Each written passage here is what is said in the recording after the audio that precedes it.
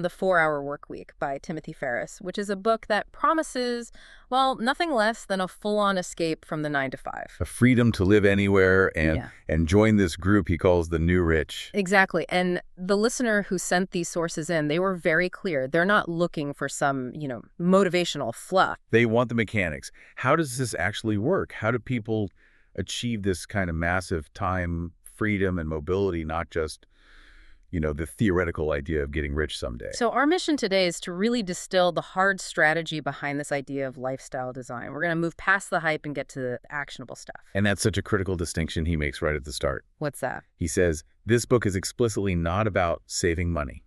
It's not about pinching pennies so you can retire in 50 years. It's a total mindset shift. It redefines what currency even is. Exactly. Yeah. The whole philosophy is that the new rich, or the NR as he calls them, they use time and mobility as their main currencies. Right. They just completely abandon what he calls the deferred life plan. The idea that you have to suffer through your best years, working a job you hate, so you can finally enjoy life when you're, maybe too old or tired to actually enjoy it. Yeah, that's the trap. And the claim that kicks this whole deep dive off is, it's absolutely sensational. It's the hook for sure. He shares his own story. He went from pulling 14-hour days, making about $40,000 a year, to working less than 4 hours a week while making over $40,000 a month. When you hear that gap, the hours worked versus the results, you realize this isn't about just being a little more productive. No, this is revolutionary change. It's a different operating system for life. And a transformation that big, it requires a system. It's not just about, checking your email less. It's about rethinking everything. Goals, efficiency, how you make money, even where you live. And he gives us one. The source lays out this very distinct 4-step methodology. A framework, yeah. It's an acronym that basically spells out the entire path. DEAL. Definition, elimination, automation, and liberation. So we're going to walk through each of those. Definition, elimination, automation, and finally, liberation. We'll break down the rules he says you have to follow to force this kind of freedom into your life. And it is ambitious. Some of the advice is pretty extreme. Borderline ruthless, yeah. So we're going to be your advocate here, questioning the practicality of every step he's demanding. What's so powerful about the framework, though, is the order. It forces you to do the mental and behavioral work first. What do you mean? The definition and elimination parts. You have to do that psychological heavy lifting before you even touch the technical stuff, like automation and liberation. So you have to define the destination and clear the junk off the path before you even start building the engine. Exactly. You have to know where you're going and why. Okay, so let's start at the beginning then. The D for definition. This is where he says we have to confront the big intellectual mistake most of us make about success. Right. And that mistake is thinking the goal is to be a millionaire. But isn't it? Well, he argues that people don't actually want the money itself. They want the experiences they think only millions can buy. The ski chalets, the ability to just pick up and travel somewhere exotic, the hammock on a beach. Exactly.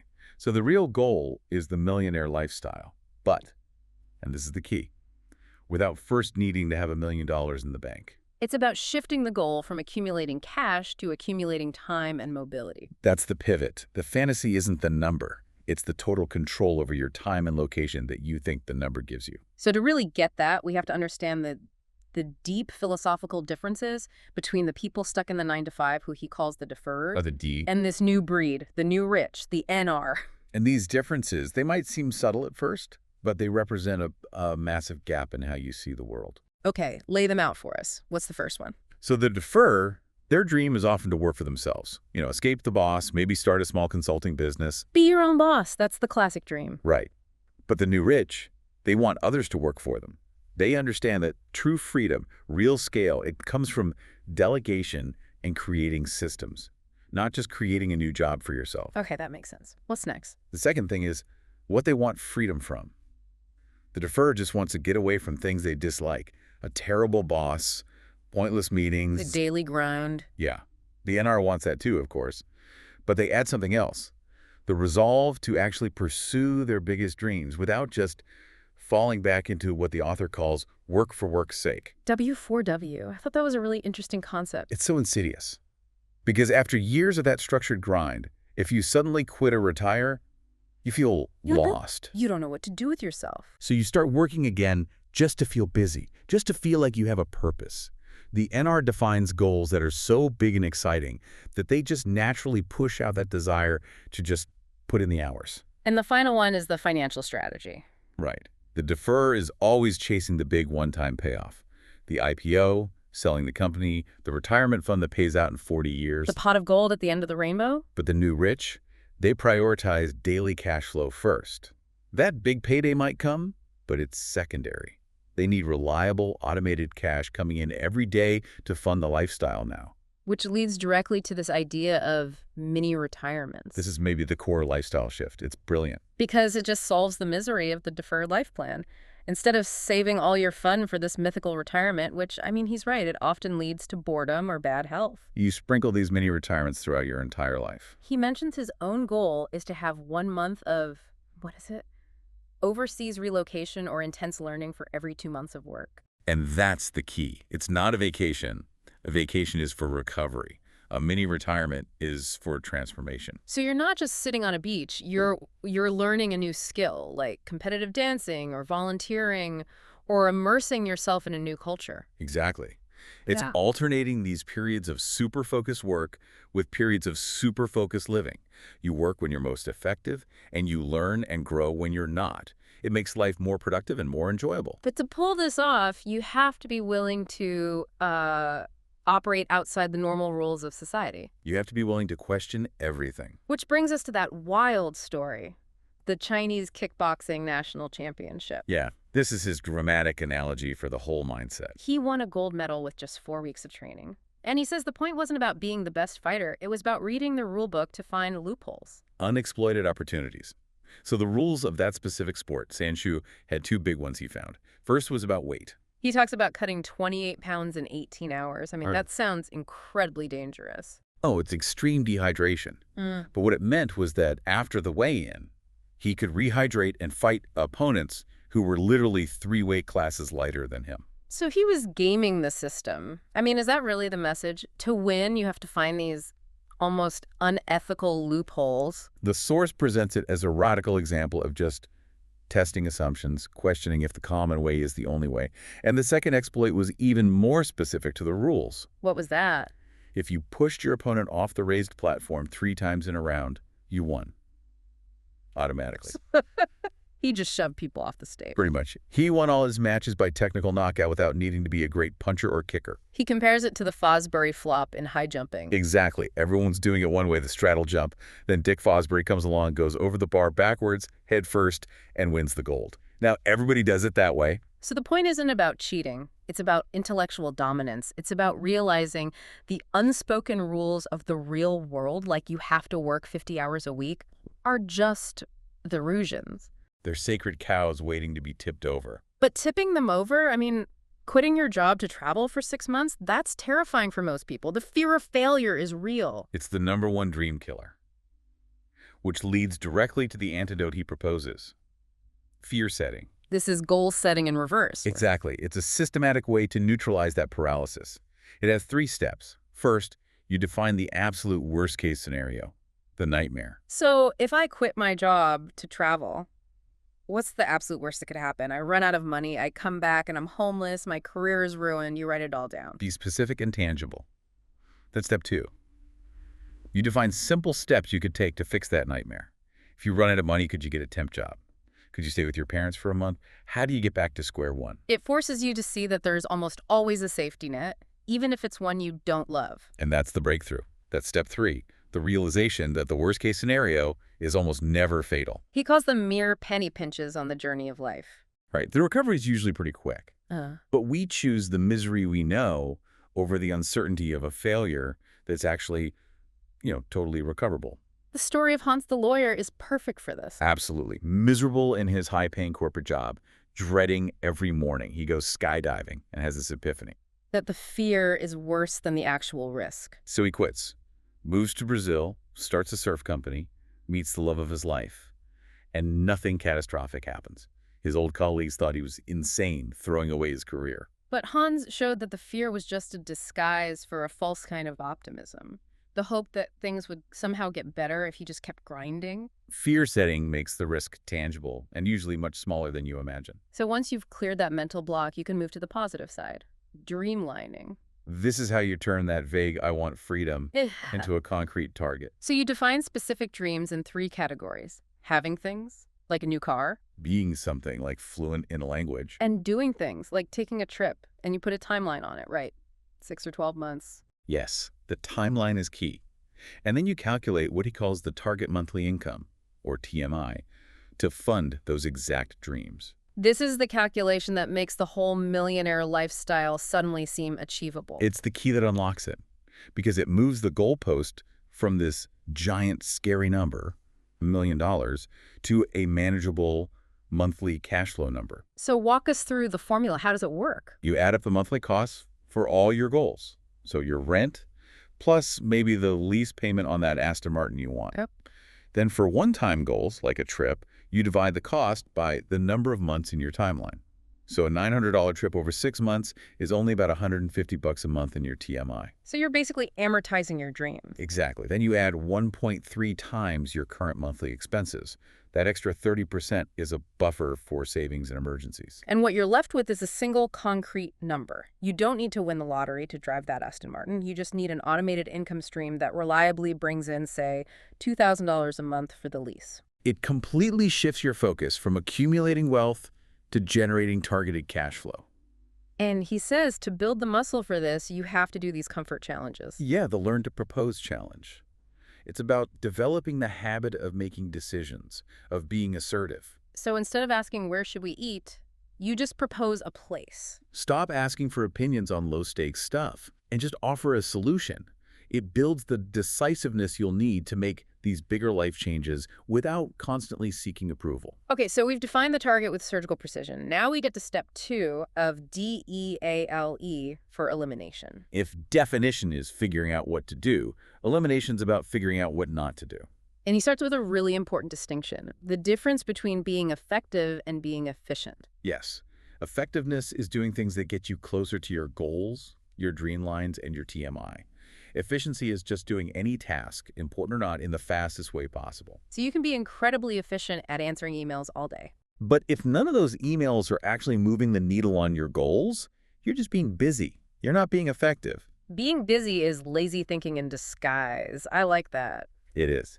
He says to forget time management. You shouldn't be trying to fit more things into your day. You should be trying to do fewer things, but only the right ones. And the 2 big concepts he uses for this are the 80-20 principle and Parkinson's law. The cornerstones of elimination. Yeah. So Pareto's law, the 80-20 rule, says that 80% of your results will come from 20% of your efforts. And the flip side is that 80% of your problems and stress come from 20% of your customers or tasks. And applying this requires you to be ruthless. He talks about analyzing his business and realizing that just 2 customers were the source of almost all his daily anger and frustration. Even though they were paying him well. So he fired them. Just let them go. He said the damage to his self-esteem wasn't worth the money. And he did the same thing with advertising. He identified the few channels that brought in 80% of the sales, cut everything else, and his costs plummeted while sales actually went up. I have to stop you there, though.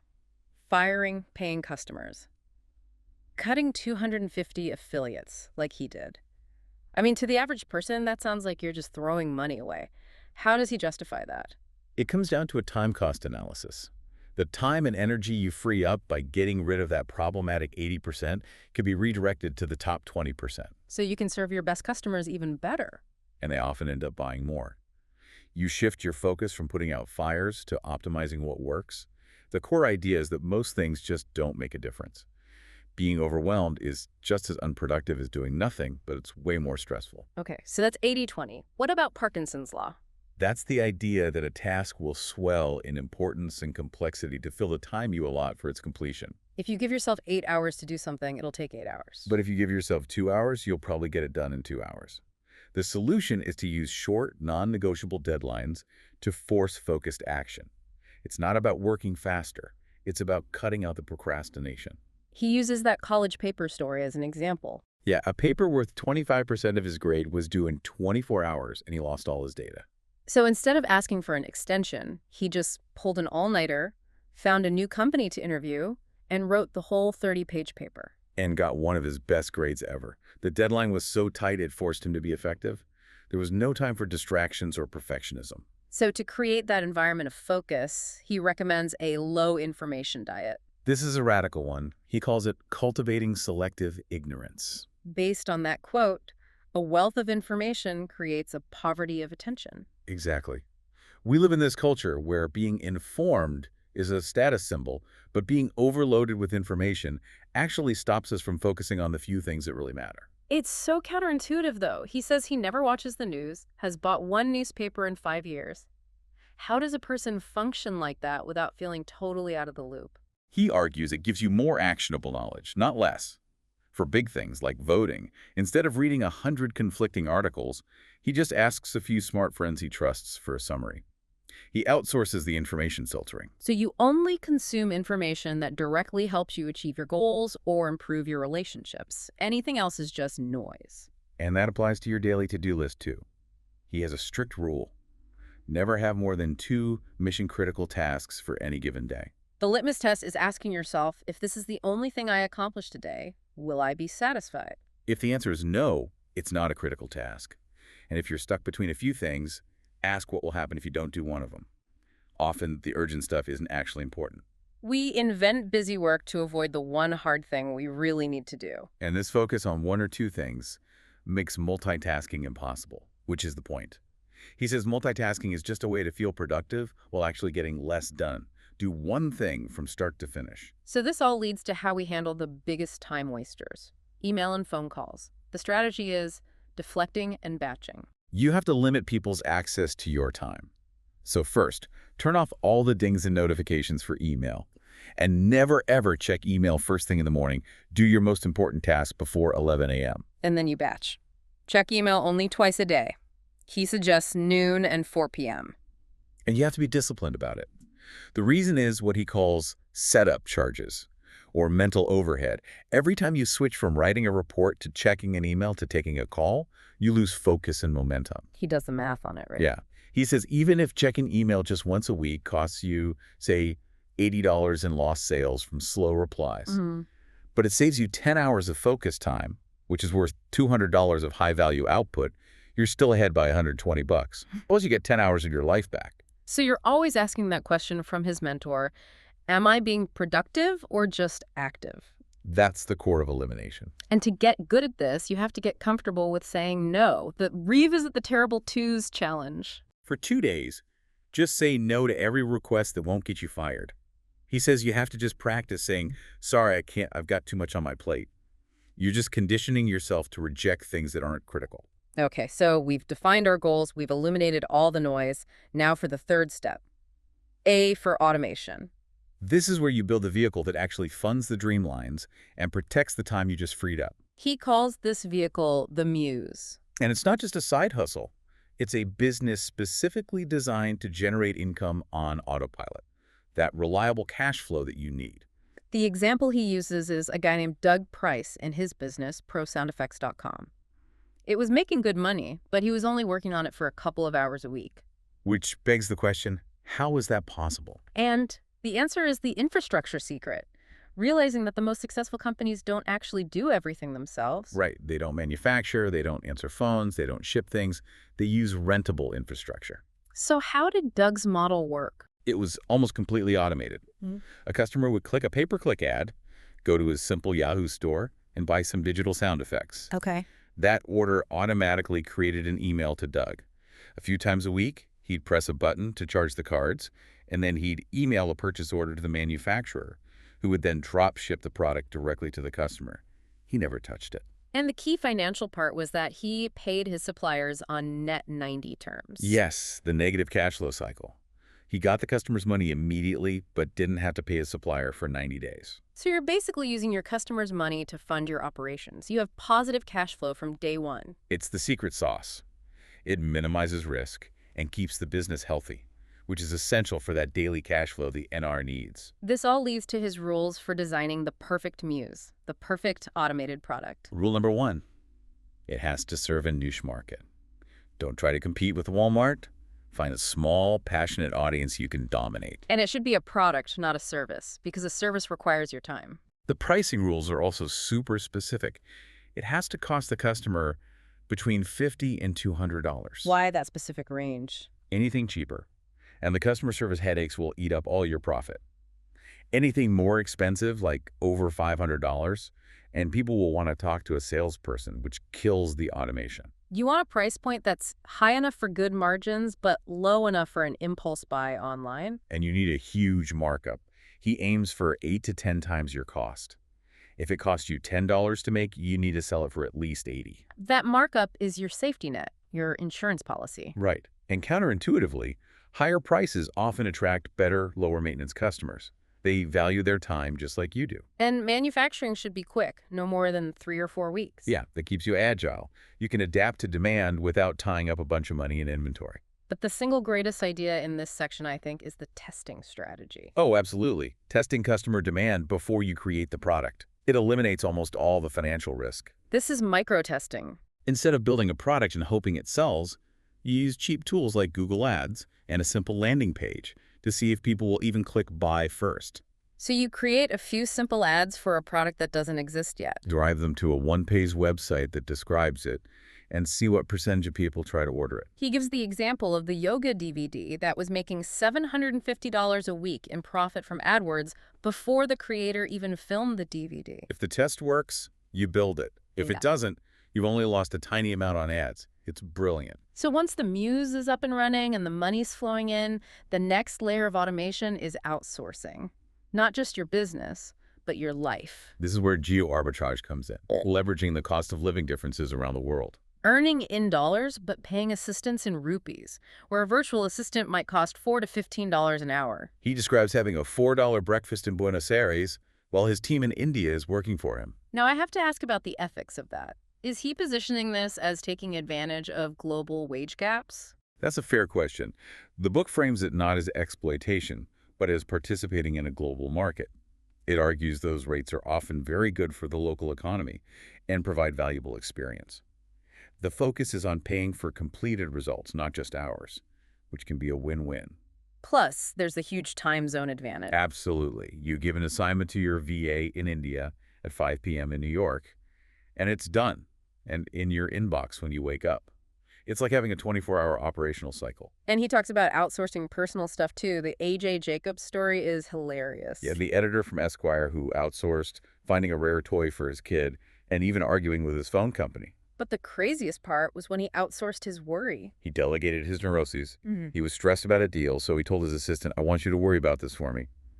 Every time he started to stress, he'd just tell himself, nope, honey's on it. He outsourced his emotional labor. It's incredible. But you have to be careful. The Bill Gates principle applies. Automation applied to an inefficient operation just magnifies the inefficiency. So you have to eliminate and simplify a task before you delegate it. Otherwise, you're just paying someone to do your busy work.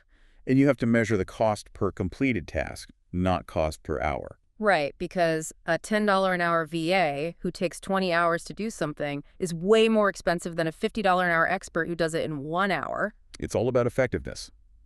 He gives some best practices, like hiring VA firms instead of solo freelancers for redundancy, and always asking them to rephrase tasks to confirm they understood. And then we get to the holy grail, outsourcing your entire email inbox. This is the final frontier for most people. They just can't let go. They think, only I can handle my email. But his system is. It's a work of art. An assistant checks the inbox twice a day. They handle everything they can. And for the tiny percentage of emails that actually need his input, the assistant doesn't forward them. No. The assistant synthesizes them into a short daily voicemail. 4 to 10 minutes max. So he just listens to one voicemail, gets all the critical info, and then sends back a quick email with bullet points like, 1. Tell Bob, yes. 2. Ask Jose for the report. It takes him maybe 10 minutes a day instead of hours of wading through junk. He gets back an entire workday every week. The only barrier is just trusting the system. We've defined, eliminated, and automated. So now we're at the final stage. L for liberation. This is what it's all for. Embracing mobility and actually living this new, rich lifestyle. And he starts this section by just demolishing the whole logic of the deferred life plan with that parable of the Mexican fisherman. Oh, that's such a great story. The Harvard MBA on vacation tells a local fisherman he should work for 20 years, build a fishing empire, sell it for millions. So that he can then retire to a small coastal village, sleep late, fish a little, play with his family, and sip wine with his friends in the evening. And the fisherman just says, but that's what I'm doing right now. It just perfectly exposes the absurdity of postponing your life just to end up back where you could have started. Which, again, reinforces the value of the mini-retirement over the traditional vacation. A vacation is short, it's passive. A mini-retirement is long, 1 to 6 months, and it's transformative. It forces you to make big changes, like learning a language or a new skill. But for people in a normal 9 to 5, getting that kind of time off seems impossible. This is where you have to master negotiating for remote work. And you can't just demand it. You have to prove it works first. Like the Dave Camarillo case study at HP. He started by just taking calls from home on slow days to show it could be done. And then he made a bigger move. He basically asked for a 30-day business trip to China, but it was really to meet his fiance's family. He just forwarded his work calls to her phone. And HP never even noticed. They just cared that the work got done. So the path is to start small. Ask for a trial, maybe working from home on Fridays. If they say no, you use the magic questions. Not why not, but what would I need to do to make this possible? It reframes it from a conflict to a problem you can solve together. And the time zone advantage can be huge. The example of the guy working in Norway for a boss in California. He was living in the future. His workday was over before his bosses even really started. He could go hiking in the fjords all afternoon in total peace. And to really be mobile, you have to embrace travel minimalism. Yeah, travel is the ultimate cure for consumerism. Says clutter just creates indecision. You have to cut it down radically. He recommends a 10-pound limit for your pack. And you use things like quick dry clothes and remote desktop software so you don't have to lug a laptop around. And the settling fund. This is a great idea. Instead of packing heavy things like umbrellas or sunscreen, you just budget $100 or so to buy them when you arrive. You're buying mobility. So once you've done the mental work and the physical packing, you need a logistical plan, the 3-month countdown to your first mini retirement. 3 months out, you start eliminating. Sort your belongings, check your health insurance for international coverage, and arrange to rent out your house. 2 months out, you automate. Set up autopay on all your bills. Get a power of attorney for someone you trust to handle any urgent paperwork back home. And 1 month out, you liberate. You forward your mail to a service that scans it. You get your shots. You do a dry run of your remote access, and you set that email autoresponder saying you'll be slower to reply. You're creating the barrier. But after all that preparation, there's this unexpected challenge, the post-liberation void. The postpartum depression of freedom. It's really common for high achievers. The thrill wears off and you're just bored. Because you've lost the structure and the social web of the office. And then the big, scary questions start creeping in. Well, what does it all mean? What's my purpose? The job might have been awful, but it kept you busy enough not to think about those things. When that's gone, the silence can be deafening. So to fight that paralysis, he says you have to focus only on worthwhile questions. A question is only worthwhile if it meets 2 criteria. First, can you define all the terms in it? What is the meaning of life? Fails because meaning and life are too vague. And second, can an answer to the question be acted upon to actually improve things? So worrying about whether the stock market will crash fails because you can't control it. If you can't define it or act on it, he says to just forget it. That's a powerful filter. It keeps you focused on your sphere of influence. And you fill that newfound time with things that genuinely excite you. Learning, service, volunteering, things with inherent meaning. So that brings us to the end of our deep dive. We've gone through the whole framework, DEL. We started with definition, redefining wealth as time and mobility, using fear setting to get over the hump. Then elimination, the 80-20 rule, Parkinson's law, and the low information diet to create focus. Third was automation, building that muse for cash flow, and then outsourcing everything you possibly can. And finally, liberation, taking mini retirements, embracing minimalism, and actually living the life you've designed. And to really make it stick, he lists the top mistakes the new rich make, the things that can pull you back into old habits. What are the big ones? The biggest one is intervening when you don't have to. You have to set rules for your outsourcers, like you can spend up to $400 to solve a problem without asking me, and then you have to let them do their job. If you become the bottleneck again, the whole system fails. And answering emails that an FAQ could handle. Right. The other big one is forgetting the social side of life. You might build your muse alone, but you can't live your life alone. Happiness is meant to be shared. You have to consciously build a new community and new routines outside of work. And the most insidious mistake is making things urgent just to feel busy. Justifying work for work's sake. If you find yourself with nothing to do, that's not a crisis. It's an opportunity to learn, to serve, to grow. At the end of the day, all these strategies, the automation, the efficiency, they're all just tools to buy back one thing: your attention. Time is worthless without presence. Yeah. And to really enjoy the life you've designed, you have to be there for it. Which brings us to that final message from the Slow Dance poem. When you run so fast to get somewhere, you miss half the fun of getting there. When you worry and hurry through your day, it is like an unopened gift thrown away. Life is not a race. Do take it slower. Hear the music before the song is over. So our challenge to you, the listener, is a simple one. Look at your life right now and find one area where you are prioritizing being active over being productive. Just one. And then apply the 80-20 rule to it. Eliminate that 80% of noise and see what kind of space that opens up. See if you can clear the path for your own mini retirement, even if it's just a weekend where you don't check your email once. Good luck.